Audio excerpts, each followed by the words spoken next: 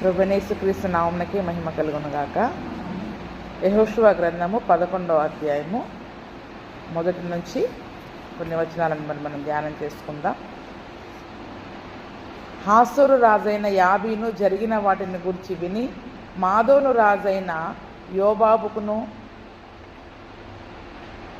పిమ్రోను రాజుకును అక్షాపు రాజుకును ఉత్తర దిక్కుననున్న మన్య దేశములోను కిన్నెరెతు దక్షిణ దిక్కుననున్న అరాబాలోను షెఫేలాలోను పడమటనున్న దోరు మన్యములోను ఉన్న రాజులకు తూర్పు పడమట దిక్కుల యందలి కనానీయులకు అమోరీయులకు హిత్తీయులకు పెరిజ్జీయులకు మన్యములో ఉన్న ఎబూసీయులకు మిస్పా దేశమందలి హెర్మోను ఎగువ నుండి హివీలకు వర్తమానము పంపగా వారు సముద్ర తీరమందలి ఇసుక రేణువులంతా విస్తారముగా నున్న తమ సైనికులందరినీ సమకూర్చుకొని విస్తారమైన గుర్రములతో రథములతో బయలుదేరిరి.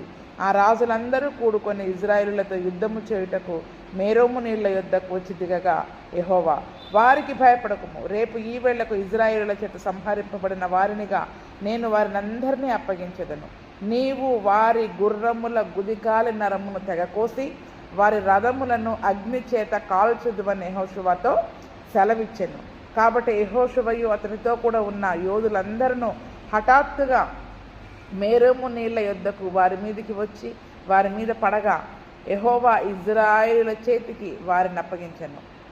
వీరు వారిని హతము చేసి మహాసీదోను వరకు మిశ్రెపొత్మాయిము వరకును తూర్పు వైపున మిస్పేలోయ వరకును వారిని తరిమి నిశ్శేషముగా చంపిరి.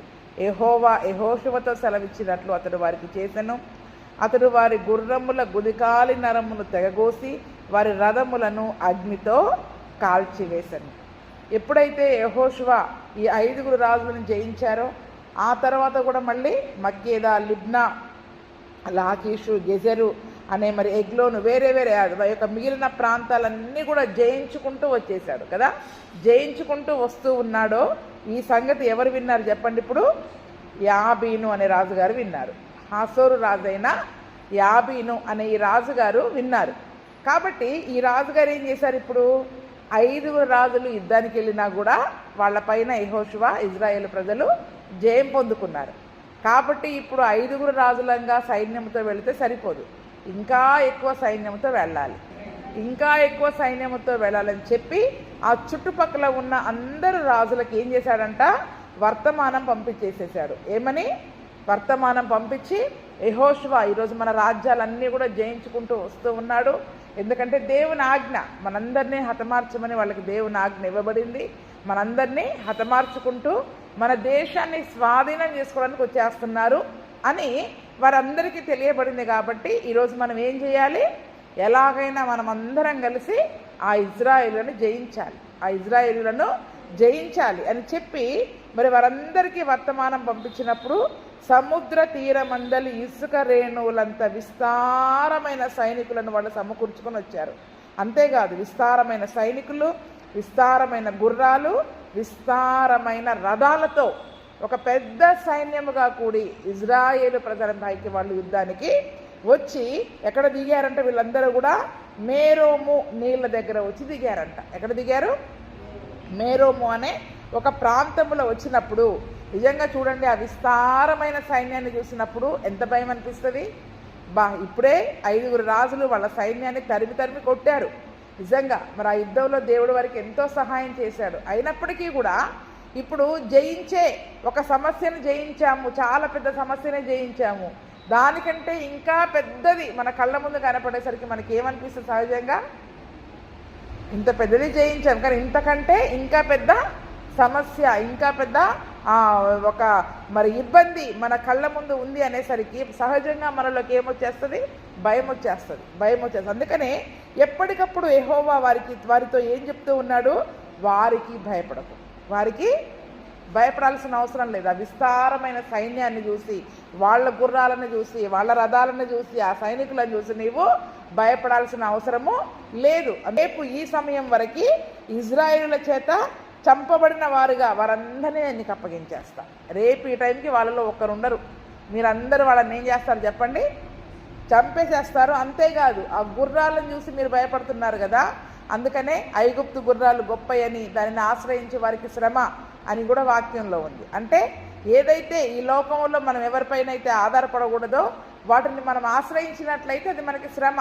అందుకని ఈరోజు ఆ గుర్రాలను చూసి వాళ్ళు అతిశయిస్తున్నారు. దాన్ని చూసి నువ్వు భయపడాల్సిన అవసరము లేదు. మీరు ఆ గుర్రాల యొక్క కాలు యొక్క నరాలను కూడా కోసి ఏం చేస్తారంట, ఆ రథాలను కూడా మీరు అగ్నితో కాల్చి వేసేస్తారు. అంటే అవి దేనికి పనికి రాకుండా, వాటి వలన జయము కాదు, దేవుడిచ్చే జయాన్ని మరి మీరు చూస్తారు అని చెప్పినప్పుడు వీళ్ళు కూడా సడన్గా వెళ్ళి ఏం చేశారంట, వాళ్ళ ఇజ్రాయేలులందరూ కూడా కలిసి ఆ సైన్యం మీద యుద్ధానికి వెళ్ళినప్పుడు దేవుడు చెప్పినట్టుగానే వాళ్ళని తరిమి తరిమి తరిమి శేషమేమీ లేకుండా, అంటే నిశేషముగా ఒక్కరు కూడా బ్రతకకుండా ప్రతి ఒక్కరిని చంపేశారంట. ఎంత పెద్ద సైన్యం చూడండి అక్కడ, ఇసుక రేణువులంత సైన్యం. ఎంతమంది సైన్యం? ఇసుక రేణువులంత సైన్యాన్ని తరిమి తరిమి కొట్టి ఇజ్రాయేలీలు ఉంటే ఎంతమంది ఉంటారు చెప్పండి? అప్పుడు కాల్బలము 6 లక్షల. ఇసుక రేణువులంత సైన్యాన్ని ఏ రకంగా చంపగలిగారు చెప్పండి అసలు? అంటే కేవలం దేవుని సహాయం. అందుకని దేవుడు ఒక వాగ్దానం ఇచ్చాడు, వాళ్ళకి భయపడొద్దు. భయపడితే మనం జయించలేము. మొట్టమొదటిది ఏంటి చెప్పండి? భయపడితే మనం జయించలేము. అసలు భయం అనేది మనలోనికి రావడానికి వీలు లేదు. అందుకనే ఆ యొక్క శత్రువు యొక్క సైన్యాన్ని చూసి, వారి బలాన్ని చూసి నువ్వు భయపడుతున్నావు. కానీ అంతకంటే బలవంతుడైన యేసే మనతో కూడా ఉన్నాడు కదా. అందులోనూ వాగ్దానం ఉంది, రేపు ఈ టైం వరకు వాళ్ళు ఎలాగుంటారు, నీ చేతిలో చంపబడిన వారుగా ఉంటారు అని దేవుడు ఒక వాగ్దానం కూడా ఇచ్చాడు. ఎక్కడ పోయినా కూడా దేవుడు ఏమంటున్నాడు, ఒక వాగ్దానం ఇచ్చి పంపిస్తూ ఉన్నాడు. ఒక మాట, ఒక వాగ్దానం. ఆ వాగ్దానం మనకి ఏమి ఇస్తుంది? బలం వస్తుంది. దేవుడు ఎలాగైనా నేను వీళ్ళని చంపుతానని దేవుడు నాకు వాగ్దానం చేశాడు. కాబట్టి ఆ వాగ్దానం యొక్క బలమును పట్టుకొని వాళ్ళు ఏం చేశారు, వెళ్ళి అదే రీతిగా వాళ్ళని చంపివేసేశారంట. కీర్తనల గ్రంథం 118వ అధ్యాయము 6వ వచనం నుండి చూసుకుందాం. ఈరోజు మన జీవితంలో ఇటువంటి భయంకరమైన సమస్యలు లేదా శోధనలు, శ్రమలు మన కళ్ళ ముందు కనబడినప్పుడు మనం కూడా ఏం చేస్తూ ఉంటాం చెప్పండి? భయపడిపోతూ ఉంటాం. 118 6వ వచనం నుండి చదవండి. యెహోవా నా పక్షముననున్నాడు, నేను భయపడను, నరులు నాకేమి చేయగలరు? యెహోవా నా పక్షము వహించి నాకు సహకారి అయి ఉన్నాడు. నా శత్రువుల విషయమైన నా కోరిక నెరవేరుట చూచెదను. మనుషులను నమ్ముకొనుట కంటే యెహోవాను ఆశ్రయించుట మేలు. రాజులను నమ్ముకొనుట కంటే యెహోవాను ఆశ్రయించుట మేలు. అన్ని జనులందరూ నన్ను చుట్టుకొని ఉన్నారు. యెహోవా నామమును బట్టి నేను వారిని నిర్మూలము చేసేదను. నలుదిశలను వారు నన్ను చుట్టుకొని ఉన్నారు. యెహోవా నామమును బట్టి నేను వారిని నిర్మూలము చేసేదను. కందిరీగల వలె నా మీద ముసిరి ఉన్నారు. ముండ్లు కాల్చిన మంట ఆరిపోవునట్లు వారు నశించిపోయిరి. యెహోవా నామమును బట్టి నేను వారిని నిర్మూలము చేసేదను. ఈరోజు మన జీవితంలో కూడా విస్తారమైన ఇసుక రేణువులంతా లేకపోతే బలమైన సమస్యలు మన ముందు నిలబడినప్పుడు ఈరోజు మనం కూడా ఏం చేయాలి చెప్పండి? ఆ వాగ్దానాలను, ఆ యొక్క వాక్యమును, ఆ యొక్క వాగ్దానాలను మన జీవితంలో ఎత్తి పట్టుకొని ఈరోజు కూడా మనం కూడా ధైర్యం కలిగి ఉండాలి. ఇక్కడ చూడండి, దావీదు ఏమంటున్నాడు? నరులు నాకేం చేస్తారు చెప్పండి? యెహోవా నా పక్షంగా ఉన్నాడు, నేను భయపడను. దేవుడు మన పక్షమందు ఉండగా మనకు విరోధం ఎవడు చెప్పండి? అంటే దేవుడు మన పక్షం లేకపోతే మనం భయపడాలి. బాబు నేను ఎలా యుద్ధం చేయాలి అనేది. ఆయన యందు విశ్వాసం ఉంచాము. ఆయన యందు విశ్వాసం ఉంచిన వారిని, ఆయన సన్నిధిలో ప్రార్థన చేస్తున్న వారిని ఆయన ఏ క్షణమైనా విడువను ఎడబాయనని వాగ్దానం చేశాడు. అవునా కాదా? ఒకవేళ ఆయన మనం దగ్గర లేడు అంటే కారణం ఏంటంటే ఆయనకు ఆయాసకరమైన పని ఏదైనా మన దగ్గర ఉంటే మన దగ్గర ఆయన ఉండడు. కానీ మనం విశ్వాసం కలిగి, పరిశుద్ధత కలిగి, మరి ఆ దినమున ఇజ్రాయేల్ ప్రజలు కూడా ఏ రీతిగా వెళుతున్నారు యుద్ధానికి? పరిశుద్ధంగా వెళ్తున్నారా లేదా? ఎందుకంటే ఒక అనుభవం అయింది, శాపగ్రస్తమైంది వాళ్ళ దగ్గర ఉంటే ఓటమి అనేది వచ్చింది. కాబట్టి ఇంకా అటువంటి శాపగ్రస్తమైనవి, దేవునికి ఆయాసకరమైనవి ఏవి నాలో ఉండడానికి వీల్లేదు అనుకొని ఎప్పటికప్పుడు వాళ్ళు తమ్మును తాము శుద్ధి చేసుకుంటూ పరిశుద్ధంగా ఉంటూ యుద్ధాలకు వెళ్తూ యుద్ధాలను జయించుకుంటూ వస్తున్నారు. కాబట్టి ఈరోజు కూడా మనం పరిశుద్ధంగా జీవిస్తూ, నీతిగా జీవిస్తూ, అప్పుడు మనం ధైర్యంగా చెప్పగలుగుతాం ఈ మాట, దేవుడు నా పక్షంగా ఉన్నాడు, మనుషులు నన్ను ఏం చేస్తారు, ఎంతమంది అన్నా లేవనియండి, ఎన్ని మాటలన్నా మన మీదకి రానివ్వండి, ఏడ్చుకుంటూ కూర్చోం. దేవుని నమ్మిన ప్రజలు ఏమంటారు చెప్పండి? దేవుడు నా పక్షంగా ఉన్నప్పుడు నరులు నన్ను ఏం చేస్తారు, ఎంతమంది అన్నా లెగనివ్వండి. కాబట్టి నా శత్రువుల విషయమై ఆయన నాకు సహకారిగా ఉన్నాడు. నా శత్రువుల విషయమైన నా కోరిక నెరవేరుట, నా శత్రువు ఏ రీతిగా ఓడిపోవాలని నేను అనుకుంటున్నానో అది నేను నా కళ్ళారా చూస్తా, అది నేను నా కళ్ళారా చూస్తా అని ఒక విశ్వాసముతో పలుకుతా ఉన్నాడు ఇక్కడ దావీదు కూడా. అక్కడ యెహోషువ కూడా ఏ విశ్వాసంతో వెళ్ళాడు? రేపు ఈ టైం వరకు వాళ్ళందరూ నీ చేతిలో చంపబడి ఉంటారు అని దేవుడు మాట ఇచ్చేశాడు. దేవుడు మాట ఇచ్చేశాడు. అవునా? ఈరోజు శత్రువు బలమంతటిపైన నేను నీకు అధికారం ఇచ్చా, నువ్వు నీ కాళ్ళ కిందేసి తొక్కుతామని దేవుడు మనకి మాట ఇచ్చాడు. కానీ మనం ఏం చేస్తున్నాం? వాటిని తొక్కకుండా భయపడతా ఉన్నాం. మనం ఏం చేస్తా ఉన్నాం చెప్పండి? కాళ్ళ కిందేసి వాటిని తొక్కకుండా, ప్రార్థనలో వాళ్ళని చంపకుండా మనము భయపడుతూ జీవిస్తూ ఉన్నాం. కానీ నిజానికి అవి అన్నీ మన కాళ్ళ కింద వేసి త్రొక్కే అధికారం దేవుడు మనకి ఇచ్చాడు. ఆ రోజు దేవుడు ఆ వాగ్దానం ఇచ్చాడు. మరి వీళ్ళు భయపడ్డారా? వెళ్ళి దేవుడు చెప్పినట్టుగా ఆ యొక్క గుర్రాల యొక్క కాళ్ళు కూడా కోసేశాడు, రథాలను అగ్నితో కాల్చేశాడు. ఎందుకంటే శత్రువు పారిపోకుండా. ఏం చెప్పండి? శత్రువు మళ్ళీ పారిపోకుండా ఆ గుర్రాలను చంపేశాడు, వాటి కాళ్ళను ఇరగొట్టేశాడు, రథాలని అగ్నితో కాల్చి వేసేశారు. శత్రువులు కూడా పారిపోతుంటే తరిమి తరిమి కొట్టే వాళ్ళని నిశ్శేషముగా హతము చేశాడు. చూడండి, ఈ దినమున మన జీవితంలో ఇటువంటి ఎంత పెద్ద సమస్యలన్నా రానివ్వండి, ఎంతమంది అన్నా మనకు విరోధంగా లేగనివ్వండి, దేవుడు నా పక్షంగా ఉంటే, ఆయన మనకి సహకారిగా ఉంటే, ఆయన మన పక్షంగా యుద్ధం చేసేవాడుగా ఉంటే మనం భయపడే పనే లేదు, భయపడాల్సిన అవసరమే లేదు. శత్రువుల విషయమై ఏమి చెయ్యాలని మనం అనుకుంటామో దాన్ని మనం కళ్ళారా చూస్తాం. ఆ కోరికని నెరవేరుట నేను చూచేదాను. ఎందుకంటే మనుషులను నమ్ముకొనుట కంటే యెహోవాను ఆశ్రయించుట మేలు, రాజులను నమ్ముకొనుట కంటే యెహోవాను ఆశ్రయించుట మేలు. ఈరోజు మన ఆశ్రయదుర్గం ఎవరు చెప్పండి? అవునా కాదా? ఇప్పుడు ఆ కష్టం వచ్చిందని ఎవరి దగ్గరికి వచ్చాం? మనం ఏసై దగ్గరికి వచ్చాం. ఏ పెద్దవాళ్ళ దగ్గరికి పోలే, ఏ రాజుగారి దగ్గరికి పోలే, ఏ మనుషుల దగ్గరికి పోలే, ఏ అధికారుల దగ్గరికి పోలే. మనం చాలామంది అక్కడిక్కడ మనుషులను ఆశ్రయిస్తూ ఉంటారు, వాళ్ళ దగ్గరికి వీళ్ళ దగ్గరికి వెళ్తూ ఉంటారు. కానీ అన్నీ విడిచిపెట్టి ఏసై దగ్గరికి వచ్చి ఆయన పాదాల చెంత, ఆయన రాజులకి రాజు, ప్రభువులకి ప్రభువు, మన రక్షణ దుర్గము, మన ఆశ్రయ దుర్గమైన దేవుడు కాబట్టి ఆయన దగ్గరకు వచ్చిన వారికి గొప్ప రక్షణ వారి జీవితంలో దేవుడు తప్పకుండా దయచేస్తాడు. మనుషుల దగ్గరికి పోతే మనకి ఏం కలుగుద్ది చెప్పండి? సిగ్గు అవమానమే కలుగుద్ది. ఏం కలుగుద్ది? సిగ్గు అవమానమే కలుగుద్ది. కానీ మన రాజైన యేసయ్య దగ్గరికి వచ్చినట్లయితే, ఆయన్ని ఆశ్రయించినట్లయితే, ఆయన్ని నమ్ముకున్నట్లయితే శత్రువుల విషయం మనం ఏం చేయాలనుకుంటామో అది ఆ దేవుడు మన పట్ల మనకు సహకారిగా ఉండి జరిగిస్తాడు. చూడండి, ఇక్కడ అన్యజనులందరూ నన్ను చుట్టుకొని ఉన్నారు, కానీ యెహోవా నామమును బట్టి నేను వారిని. ఈరోజు మనకు విరోధంగా అన్యజనులు చాలామంది మాట్లాడతారు. కానీ ఎవరిని, ఏ నామమును బట్టి వారి మాటలన్నింటినీ మనం నిర్మూలన చేయగలుగుతాం చెప్పండి? యెహోవా నామము. ఒక నామం ఉంది మనకి కదా, యెహోవా నామము బలమైన దుర్గం అంట. యెహోవా నామము బలమైన దుర్గము, నీతిమంతుడు అందులోనికి పరుగెత్తుకుని వెళ్ళి చక్కగా సురక్షితంగా ఉంటాడంట. యేసు ప్రభు అనే ఒక నామాన్ని ఈరోజు మనం కలిగి ఉన్నాం. యేసు ప్రభు అనే ఒక పేరులోనే ఒక శక్తి ఉంది, ఒక అధికారం ఉంది, బలం ఉంది.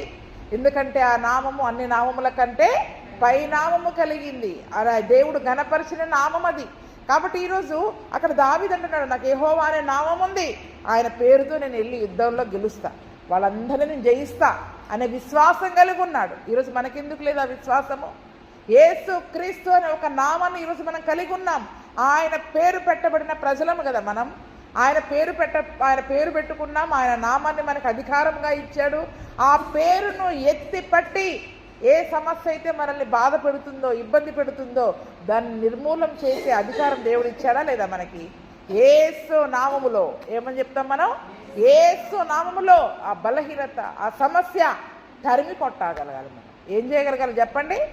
దేవుడు వాగ్దానం ఇచ్చాడు, అధికారం ఇచ్చాడు, ఒక ఆయుధము ఇచ్చాడు. ఏంటి ఆయుధము? యేసు నామము అనే ఒక ఆయుధం. ఏం చెప్పండి?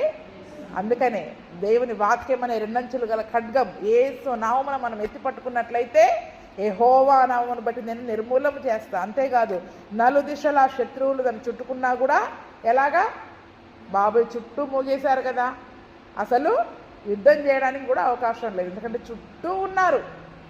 నలుదిశలా మనల్ని సమస్యలు చుట్టుముడుతున్నప్పుడు కూడా యెహోవా నామము, మనము యెహోవా నామమును ఎత్తి పట్టుకొని ఆ సమస్యలని మనం నిర్మూలన చేసే అధికారాన్ని, శక్తిని దేవుడు మనకు ఇచ్చాడు. అంతేకాదు ఎలాగున్నారంట, కందిరీగల వలె నా మీద ముసిరారంట. కందిరీగలు ఎలా ముసురుతాయి అందరికీ తెలుసు కదండి.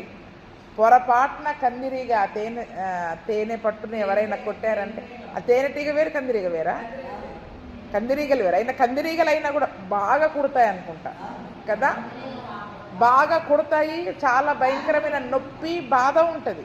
అంటే ఇప్పుడు కందిరీగలు ఎట్లా ముసురుతాయి చూడండి, ఎట్లా ముసురుతాయి. తేనెటీగలు ముసిరినట్టే కందిరీగలు కూడా ముసిరుతాయంట. అంటే ఇప్పుడు మనకున్న సమస్యలు కందిరీగల వల్లే మనల్ని ముసిరి మన నొప్పిని, బాధను, కష్టాన్ని కలగజేస్తూ ఉంటుంటే అక్కడ ఏమంటున్నాడు, ముండ్లు కాల్చిన మంట ఆరిపోనట్లు వాళ్ళు నశించిపోయారు.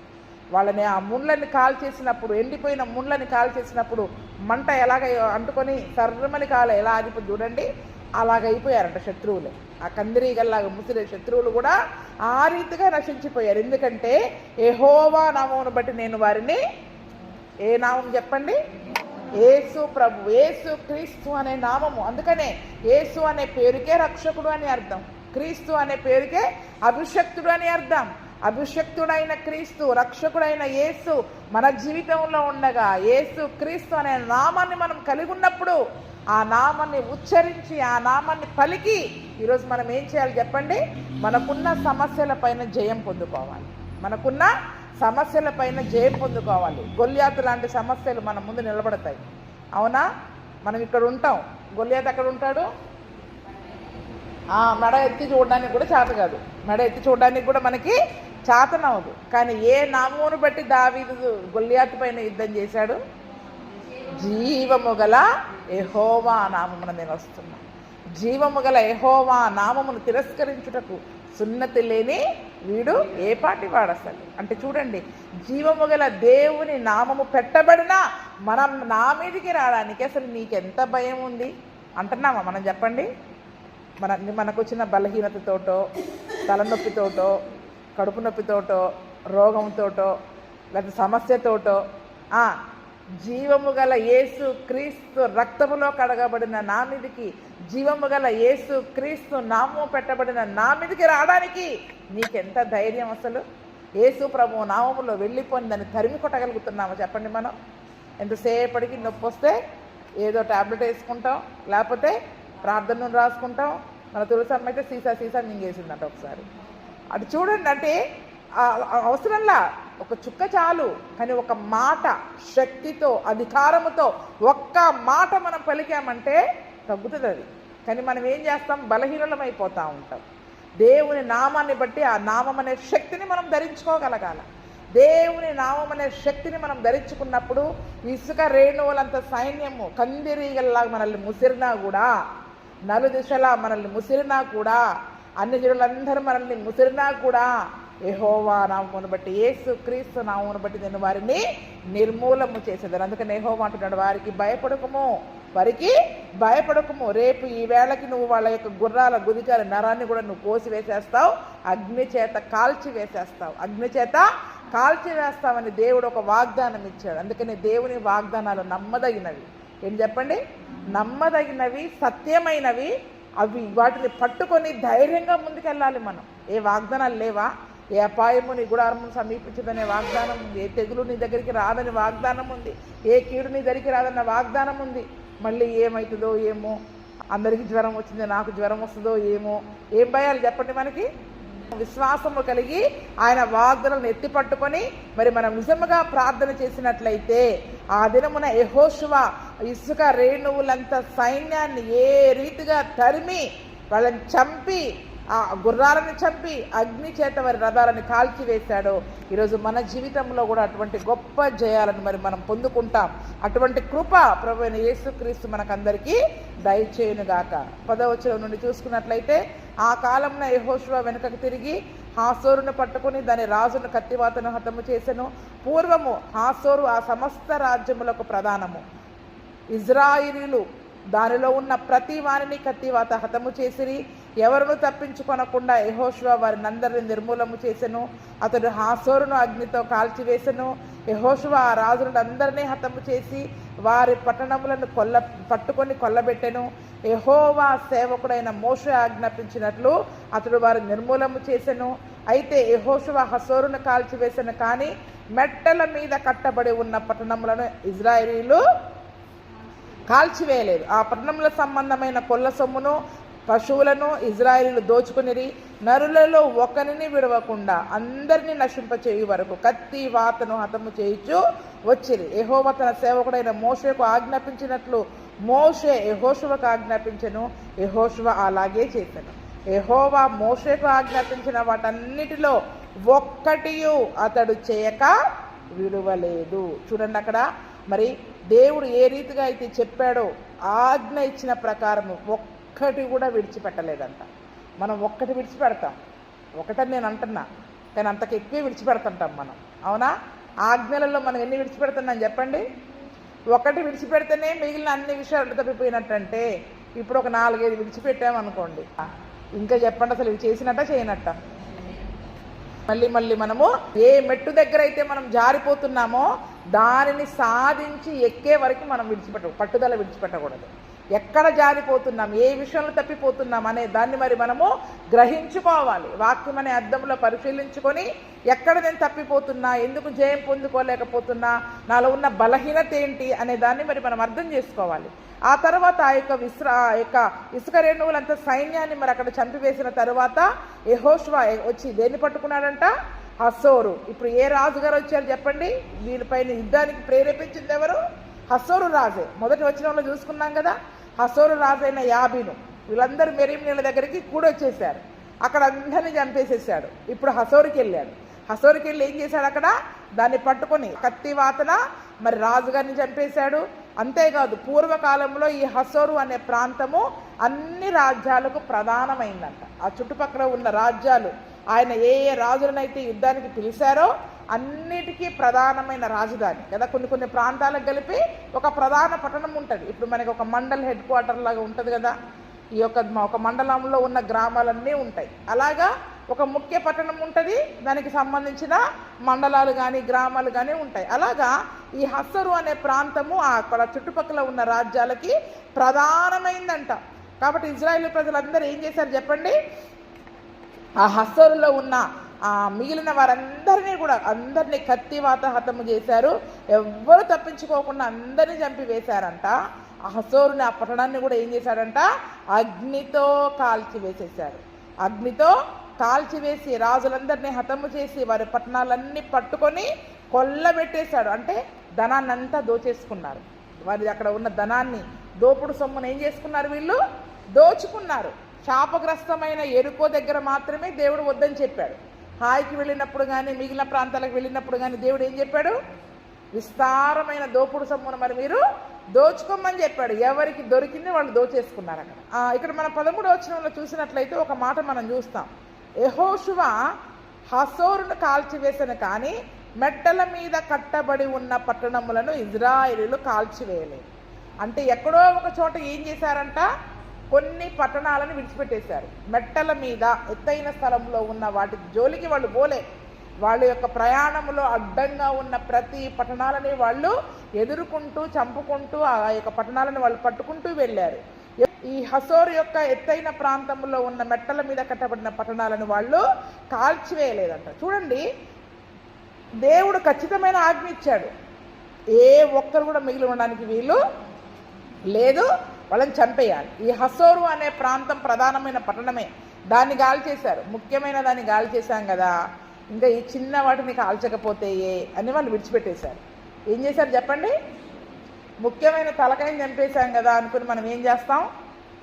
తోక తిరుగుతూ ఉంటుంటే మనం విడిచిపెట్టేశాం. ఈ కాల్చి వేయకపోవడం వలన జరిగిన నష్టం ఏంటో తెలుసా వాళ్ళకి? ఆ రాబోయే రోజులలో వీళ్ళు ఆ యొక్క ప్రాంతాలను స్వాధీనం చేసుకుని అక్కడ ఉన్న తరువాత న్యాయాధిపతుల గ్రంథం 4వ అధ్యాయంలో చూద్దాం. న్యాయాధిపతుల గ్రంథం 4వ అధ్యాయము 2వ వచనం. 2వ వచనం నుండి చదవండి. యెహోవా హసోరులో ఏలు కనాను రాజైన యాబీను చేతికి వారిని అప్పగించెను. అతని సేనాధిపతి అన్యుల హరోషతులో నివసించిన సీసెరా. అతనికి 900 ఇనుప రథములుండెను. అతడు 20 సంవత్సరములు ఇజ్రాయేలులకు కఠినమైన బాధ పెట్టగా ఇజ్రాయేలు యెహోవాకు ఇక్కడ మొదటి వచనంలో చాలమ్మ. ఇక్కడ మనం చూసుకున్నట్లయితే 11వ అధ్యాయం మొదటి వచనంలో హసోరు రాజైన యాబీను గురించి మనం మాట్లాడుకుంటున్నాం. ఇక్కడ న్యాయాధిపతుల గ్రంథంలో 4వ అధ్యాయం 2వ వచనంలో ఏ రాజు గురించి చెప్పబడింది? యెహోవా హసోరులో ఏలు కనాను రాజైన యాబీను చేతికి వారిని. చూడండి, ఈ రాజుని ఇక్కడ చంపేశాడు కదా 10వ వచనంలో చంపేశాడా లేదా? ఆ కాలమున యెహోషువ వెనుకకు తిరిగి హసోరును పట్టుకొని దాని రాజును కత్తివాత హతము. మళ్ళీ అదే పేరు ఇక్కడ కనపడుతుంది. హసోరు రాజైన, హసోరులో ఏలు కనాను రాజైన యాబీను. మళ్ళీ అదే పేరు వచ్చిందా లేదా ఇక్కడ? అవునా లేదా? అప్పుడు మనకి ఏం రావాలి? ఈ రాజు చనిపోయాడు కదా, మరి ఎలాగొచ్చాడు? యెహోషువ చంపివేస్తే, ఈ హసోరు పట్టణాన్ని కాల్చివేస్తే అసలు మళ్ళీ హసోరు పట్టణం ఎలాగొచ్చింది? యాబీను రాజు ఎక్కడి నుంచి వచ్చాడు? హసోరు పట్టణము యాబీను రాజు మళ్ళీ ఎక్కడి నుంచి వచ్చాడు కదండి. నిజానికి హసోరు అనే పట్టణాన్ని వాళ్ళు కాల్చివేశారు, కానీ దేన్ని కాల్చివేయలేదు? మెట్ట మీద ఉన్న పట్టణాలను కాల్చివేయలేదు. అవునా? ఎందుకంటే ఇది ప్రధాన పట్టణం కదా. కాల్చివేసి వాళ్ళు తర్వాత స్వాధీనం చేసుకోవాల్సిన వాటిని చేసుకున్నాక ఈ మెట్ట మీద ఉన్న పట్టణాల వాళ్ళు ఏం చేశారు చెప్పండి? మళ్ళీ హసోరు ప్రాంతాన్ని కట్టారు. తర్వాత కాలంలో ఏం చేశారు?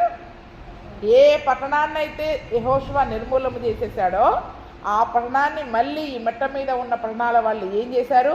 అరే, ఇది మనకి ముఖ్యమైన పట్టణం కదా, దీన్ని శత్రురాజులు వచ్చి ఏం చేశారు? ఇప్పుడు నిర్మూలన చేసేశారు. దీన్ని మళ్ళీ మనం కట్టుకుందామని చెప్పేసి వాళ్ళు మళ్ళీ తిరిగి కొన్ని సంవత్సరాల తరువాత ఆ హసోరు అనే పట్టణాన్ని తిరిగి కట్టుకున్నారు. అక్కడ ఉండే వాళ్ళని కనానీయులని అంటారు కదా. వీళ్ళందరూ ఎవరు చెప్పండి? ఇప్పుడు ఇక్కడ కనానీయుల రాజులు అంటే కొన్ని జాతుల వాళ్ళు ఉన్నారు. కనానీయులు, అమోరీయులు, హిత్తీయులు, పెరిజ్జీయులు, గిర్గాషీయులు, ఎబుసీయులు, హివ్వీయులు, వీళ్ళంతా కూడా. అంటే ఇందులో ఈ కనాను జాతికి సంబంధించిన ఈ రాజుగారు మళ్ళీ పేరేమని వచ్చింది? అక్కడ యాబీను అనే పేరే వచ్చింది. ఆ దినం మళ్ళీ ఏం పేరు వచ్చింది అంటే, రాజులకి పేర్లు పెట్టేటప్పుడు ఏం చేస్తారంటే అదే పేరు కంటిన్యూ అవుతూ ఉంటుంది. ఫరో ఒక పేరుంది. ఫరో అనేది రాజుగారి పేరు కాదు. ఫరో అనేది రాజుగారి పేరు కాదు. ఆ యొక్క స్థానానికి ఉండే బిరుదు, ఆ యొక్క రాజుగారికి వచ్చిన బిరుదు అనమాట. కాబట్టి ఎంతమందినైనా కూడా ఫరోలనే అంటారు, కానీ వాళ్ళకుండే అసలు పేర్లు వేరు. కానీ ఆ ఈజిప్టుకు ఎంతమంది రాజులైనా వాళ్ళందరినీ కూడా ఫరో అనే అంటారు. అలాగా ఈ కనాను దేశంలో ఉండే రాజులకు కూడా ఏమని పేరుంది చెప్పండి? ఇక్కడ యాబీను అనే పేరు ఉంటుంది. యాబీను యొక్క తండ్రి పేర్లు, తాతల పేర్లు, ముత్తాతల పేర్లు మళ్ళీ మళ్ళీ మళ్ళీ మళ్ళీ పెట్టుకుంటారా లేదా? అందుకని ఆ రాజు వేరు, ఈ రాజు వేరు. ఆ రాజు వేరు, ఈ రాజు వేరు. అంటే మొదటి హసోరు రాజైన యాబీనుని వాళ్ళు హతము చేయగలిగారు, కానీ కొన్ని చిన్న చిన్న వాటిని వాళ్ళు విడిచిపెట్టడం ద్వారా వాళ్ళు ఏం చేశారు చెప్పండి? మళ్ళీ హసోరుని కట్టారు, మళ్ళీ దానికి రాజుని వాళ్ళు సిద్ధం చేసుకున్నారు. తిరిగి ఇజ్రాయేలు పాపం చేసినప్పుడు, ఇజ్రాయేలు న్యాయాధిపతుల కాలంలో యెహోషువ చనిపోయిన తర్వాత మరి ఇజ్రాయేలు పాపం చేసినప్పుడు దేవుడు ఏం చేశాడంట? 20 సంవత్సరాలు వారికి అప్పగించేశాడంట. ఆ యొక్క శత్రు రాజుకి అప్పగించేశాడు. అందుకే దేవుడు ఏ పాపాన్నైతే మనల్ని చంపమని చెప్తాడో మనము దాన్ని చంపలేదనుకో దేవుడు మనల్ని దానికి అప్పగిస్తాడు. ఎవరికి అప్పగిస్తాడు చెప్పండి? దాని చేతనే మనం బాధపడుతూ ఉంటాం. మన ఆత్మీయ జీవితంలో అది మనల్ని ఒక ముళ్ళుగా కుచుతూ ఉంటుంది. అందుకనే వాళ్ళని మీరు చంపండి, లేకపోతే వాళ్ళు మీ ప్రక్కలో శూలాలుగా ఉంటారు, మీ కళ్ళలో ముళ్ళుగా ఉంటారని దేవుడు మరీ చెప్పాడు మోషే ద్వారా. ఏమని చెప్పాడు చెప్పండి? మీ ప్రక్కలో వాళ్ళు శూలాలుగా ఉండి కుచుతూ ఉంటారు, మీ కళ్ళల్లో ముళ్ళుగా ఉంటారు. చూడండి, ఈరోజు మన జీవితంలో కూడా దేవుడు మన శరీర కార్యాలని చంపేయమన్నాడు. దేవుడు పూర్తిగా మనలో కోపం ఉండడానికి వీల్లేదు, అసూయ ఉండడానికి వీల్లేదు, ద్వేషం ఉండడానికి వీల్లేదు, కలహం ఉండడానికి వీల్లేదు. వీటిని పూర్తిగా మనం చంపేయాలి. చంపకుండా ఇప్పుడు మనం ఏం చేస్తా ఉన్నాం చెప్పండి? కొన్నిటిని ఏం చేస్తున్నాం? చంపకుండా విడిచిపెట్టడం ద్వారా అదే నీ ఆత్మీయ జీవితానికి ఒక మేకై కూర్చుంటుంది. ఏం చేస్తుంది చెప్పండి? ఇప్పుడు నీ ఆత్మీయ జీవితాన్ని పాడు చేసేది, నీ ఆత్మీయ జీవితాన్ని బాధ పెట్టేది. అక్కడ 20 సంవత్సరాలు వారు ఆ యొక్క హసోరు, ఆ యొక్క కనానీయులు ఇజ్రాయేలును బాధ పెట్టినప్పుడంట, వాళ్ళు ఆ బాధ తట్టుకోలేక దేవునికి మొరపెట్టారంట. వాళ్ళు కఠినంగా బాధ పెట్టారు. ఎలా బాధ పెట్టారంట? కఠినమైన బాధ పెట్టారు. ఈరోజు మన శరీర కార్యాలలో దేన్ని చంపమని దేవుడు సెలవిచ్చాడు, దాన్ని చంపకపోతే అది మన ఆత్మీయ జీవితాన్ని కఠినంగా మార్చేస్తుంది. ఎలా మార్చేస్తుంది? హృదయ కాఠిన్యంలోనికి తీసుకెళ్ళిపోతుంది. ఎంత చెప్పినా మనం లోబడం, ఎంత చెప్పినా వాక్యం వినం. ఎందుకు చెప్పండి? చంపమన్న పాపాన్ని చంపకపోవడం వల్ల అది నీ హృదయాన్ని ఏం చేస్తుంది? ఇప్పుడు కఠినం చేసేస్తుంది. అంతే. లోబడాలి. ప్రతి విషయంలో తల ఉంచుకొని లోబడాల్సిందే. దేవుని యొక్క వాక్యం మన ముందుకు వచ్చినప్పుడు ప్రతి మాటకి మనం తలంచుకొని లోబడాల్సిందే. నేను లోబడను, ఈ రకంగా ఉండను, నాకు నచ్చినట్టే ఉంటానని మనం అనుకుంటే గనక అదే మన హృదయాన్ని ఏం చేస్తుంది చెప్పండి? ఇప్పుడు కఠినం చేసేసి ఆత్మీయ జీవితాన్ని నాశనం చేసేస్తుంది. మన ఆత్మీయ జీవితాన్ని నాశనం చేస్తుంది. దేవుల్లో ఎదగవలసిన మనము ఇప్పుడు శత్రువు చేత బాధించబడతా ఉన్నాం. ఏది మన శత్రువు? మొట్టమొదట ఎవరు చెప్పండి? దేన్ని జయించాలి? మన శరీరాన్నే. శరీర కార్యాలు ఉన్నాయి, స్పష్టమై ఉన్నాయి. ఒక తాగుడు వ్యసనం ఉంటుంది, దాన్ని జయించలేము. ఒక తొందరపడి మాట, మన నోటిని జయించలేకపోతున్నాం, నాలుకను జయించలేకపోతున్నాం, మన తలంపులను జయించలేకపోతున్నాం, మన హృదయాలోచనను జయించలేకపోతున్నాం, కోపాన్ని జయించలేకపోతున్నాం. చూడండి, ఇవన్నీ నువ్వు జయించకుండా ఉన్నట్లయితే ఆ దినమున ఏ రకంగా అయితే ఆ చంపబడిన ఆ మిగిలి ఉంచిన ఆ మెట్టల మీద ఉన్న వాళ్ళు తిరిగి హసోరును కట్టి ఒక రాజును చేశారో వాళ్ళు ఏమైపోయారు చెప్పండి? రాబోయే రోజుల్లో వీళ్ళకి కఠినమైన బాధ పెట్టేవారిగా మిగిలిపోయారు. వాళ్ళు కఠినమైన బాధ పెట్టేవారిగా మిగిలిపోయారు. అందుకే నేను మాటికి సరదా కోసం చెప్పట్లేదు, మీకు సరదా కోసం చెప్పట్లేదు. మీలో ఉన్న ఈ పాపపు స్వభావాన్ని చంపేయండి. అది రేపు నీ ఆత్మీయ జీవితాన్ని బహు శ్రమల పాలు చేస్తుంది. రేపు నీ ఆత్మీయ జీవితాన్ని కఠినత్వంలోనికి తీసుకెళ్తుంది. ఇక ఎంత చెప్పినా వినరు. సేవకులకు కానీ వాక్యానికి కానీ లోబడనివ్వకుండా ఒక కఠినమైన జీవితంలోనికి మనం నడిపిస్తుంది. అందుకనే దేవుడు ఒకసారి ఒక ఆజ్ఞ ఇచ్చాడంటే పూర్తిగా చంపేయాలి. ఆజ్ఞలు పాటించుకుంటానే వెళుతున్నారు, కానీ ఎక్కడో ఒక చోట వీళ్ళు ఏం చేస్తున్నారు? విడిచిపెట్టుకుంటూనే వెళతా ఉన్నారు. ఆ పట్టణాన్ని వాళ్ళు విడిచిపెట్టడం ద్వారా రాబోయే రోజులలో వాళ్ళకి యెహోషువ తరువాత కాలంలో వాళ్ళే వీళ్ళని బహు శ్రమల పాలు చేసేవారిగా, కఠినమైన బాధలు పెట్టేవారిగా చేశారు. కాబట్టి ఈ దినమున కూడా దేవుడు కొత్త నిబంధన కాలంలో మనం జయించాల్సినవి ఉన్నాయి. మనం శరీరాన్ని జయించాలి, లోకాన్ని జయించాలి, అపవాదిని జయించాలి. ముందు మన శరీర కార్యాలనే మనం జయించుకోకుండా అపవాది మీద కత్తి పట్టుకుని పోగలుగుతామా చెప్పండి? అందుకనే ముందు మనల్ని మనం జయించుకోవాలి అంటే మనలో ఏ శరీర కార్యాలు, పాప సంబంధమైనవి, ఏ స్వభావాలు, కపటము, వేషధారణ, కలహ బుద్ధి, ఇటువంటి తిరుగుబాటు తత్వం ఏవి మీలో ఉన్నవి అని సేవకులు చెప్పినప్పుడు నిజమే, నాలో ఇది చావకపోతే రేపది నన్ను కఠినమైన జీవితంలోనికి, ఆత్మీయ జీవితంలోనికి నడిపిస్తుంది, నా ఆత్మీయ జీవితాన్ని పాడు చేస్తుందని మనల్ని మనం ఏం చేయాలి చెప్పండి? దేవుని ఎదుట తగ్గించుకొని ఆ యొక్క విరగగొట్టి నలగగొట్టి దేవుని బలిపీఠం మీద ఆ పాపని పెట్టేసేయాలి దాన్ని. లేదా అంటే మన ఆత్మీయ జీవితము ప్రమాదంలో ఉన్నట్టే, కఠినత్వంలోనికి వెళ్ళిపోతుంది. కఠినంగా జీవిస్తాం, ఇక హృదయ కాఠిన్యంలోనికి వెళ్ళిపోతాం మనం. ఇక ఎంత చెప్పినా వాక్యం వినము. ఒక భ్రష్టత్వానికి దేవుడు అప్పగిచ్చేస్తాడు. ఏం చేస్తాడు చెప్పండి? భ్రష్టత్వానికి దేవుడు అప్పగిస్తాడు. కాబట్టి ఇది మనము కూడా దేవుడు ఏ రీతిగా అయితే ధర్మశాస్త్ర గ్రంథంలో మోషేకు యెహోషువకు ఆజ్ఞాపించిన వాటన్నిటిలో విడవకుండా వాళ్ళు చేశారో, ఈరోజు మనము కూడా మన శరీరమును, లోకమును, పాపమును జయించే కృపను ప్రభువైన యేసుక్రీస్తు మనకందరికీ దయచేయునుగాక.